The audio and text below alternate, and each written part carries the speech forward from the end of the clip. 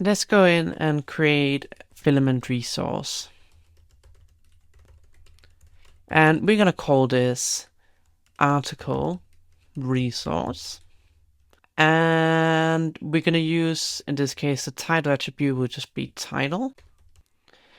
And it's not going to be read only. And we're going to design it ourselves. We don't use soft deletes in this case, so we can leave it like that. If we head into our filament article resource, we already got the relevant bits set up here. So we have a table, we have a form.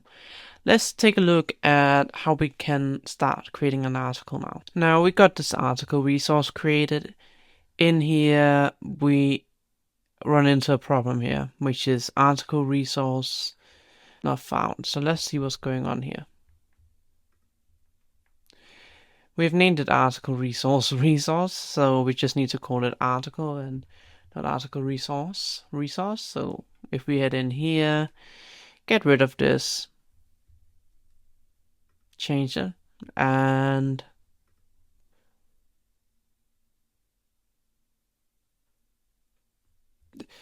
let's actually just create this again. So if we head in,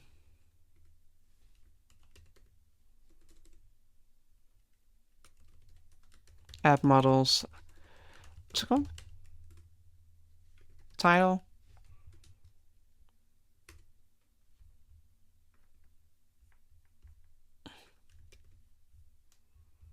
And there we go.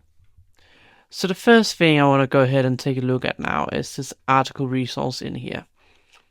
Again, we are having the form and we have the configuration. We can go ahead and change this to a newspaper, outline newspaper. This will fit a bit more in with the style. And then let's take a look at how we can start setting up a form. So I'm gonna have a text input, make it as title. We're gonna require this. We're gonna have a minimum length of 2 characters at least. We're also gonna have in here a slug, which we're gonna have as unique, and we're gonna require it.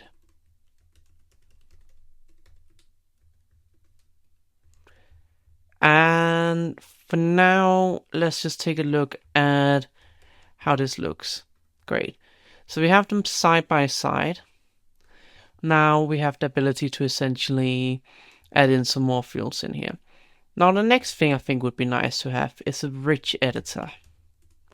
And we're going to make this for the body because we call that a body. And we're going to have this as required.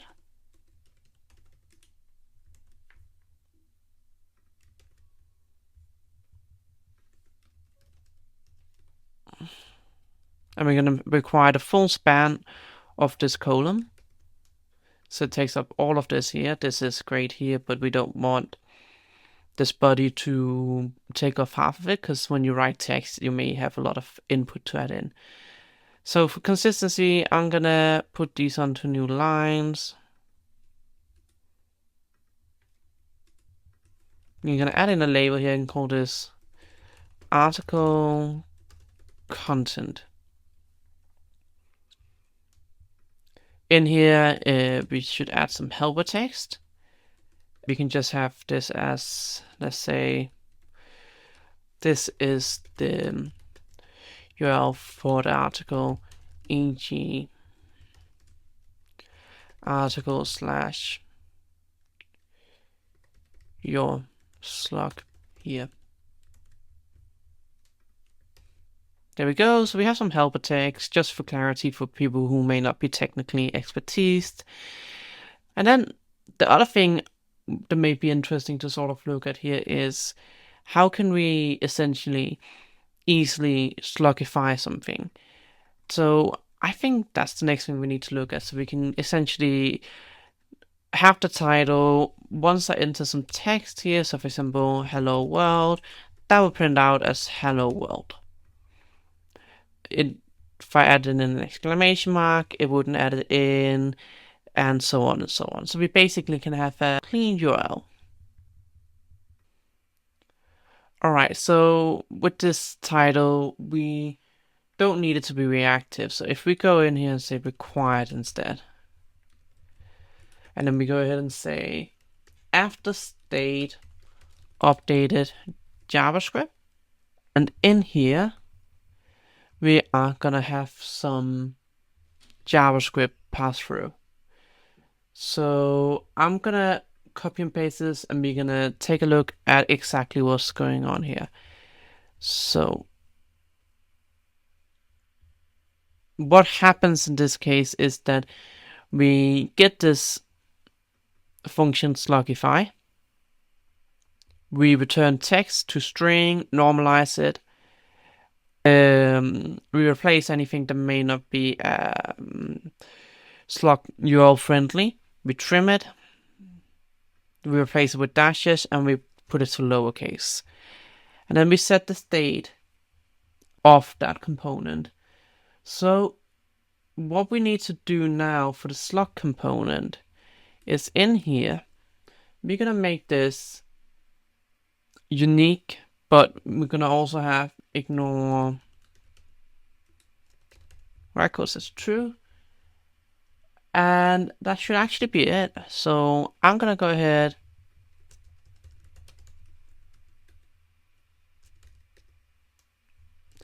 and as you can see, anything we enter here will now be slug friendly. And it's just super helpful.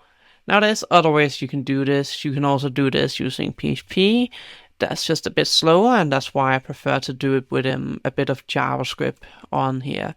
It essentially just feels more fast and a bit more reactive. So I'm gonna get rid of these comments here. And that's it. Now we have the first part of this form built up. The second bit is now I want to take a look at a file upload component the Filament also comes with. So in our case, we call this thumbnail. So the file upload component will now appear here. As you can see, we can drag and drop, or we can select something like a normal file input. We're gonna have this as required. And on top of that, we are also going to have this as an image. Now, with this set as an image, you can see we can go ahead and only upload image files here. If I went ahead and remove this, and we then take a look, you can see it's removed that, and we can select any of the files here instead. I'm gonna go back in, put this as an image, and I'm also, for demonstration purposes, going to show you the image editor. There's not much we need to do with this. So I can go ahead and I can select this thumbnail. It will upload it. And I can do a bit of minimal image editing. I can rotate it. We can reset it. We can change the width and the height and the X and the Y axis and so on. So yeah, now we have this small neat feature here. And then lastly, we need to have in the SEO title.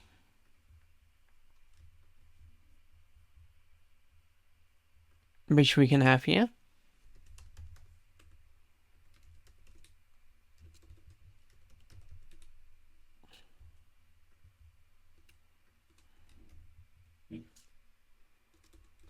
And on top of that, let's also go ahead and have a quick summary, and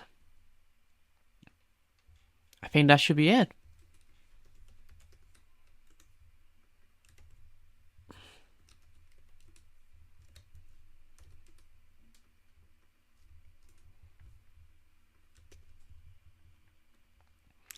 So you can see we now have this form in here. It looks great. We have the ability to have a rich edit image, a summary, and we can create a hidden field, so a field that basically doesn't show for the public, and add in a user ID, and we could set it as the user. Or alternatively, we can also go ahead and have a select component, which is my preference in this case. So we can select the author of it. We can call this user ID, call this author,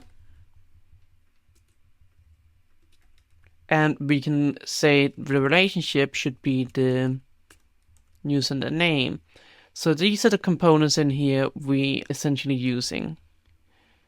In here you can see we have the two users, and that's it. Now we have the opportunity to in the SEO title, an author name, and so on. Let's just go ahead and make sure this is with an uppercase A.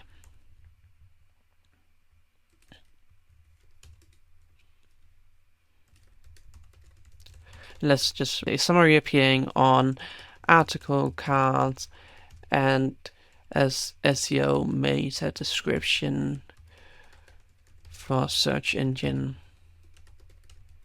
optimization.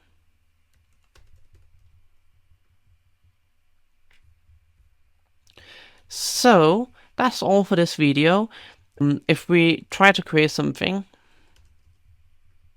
let's see what happens, but it should store this. We got an issue here, so the publish ad, of course, yeah, we need to add that in. So we need to have a date, time. Okay, let's make this as publish ad, required. Let's change this again. Again, we just need to select an image. We can go ahead and select a random given date. There we go, now it's created.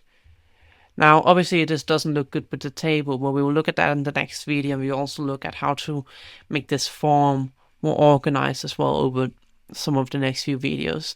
But that's all for this video. Thank you very much for watching it.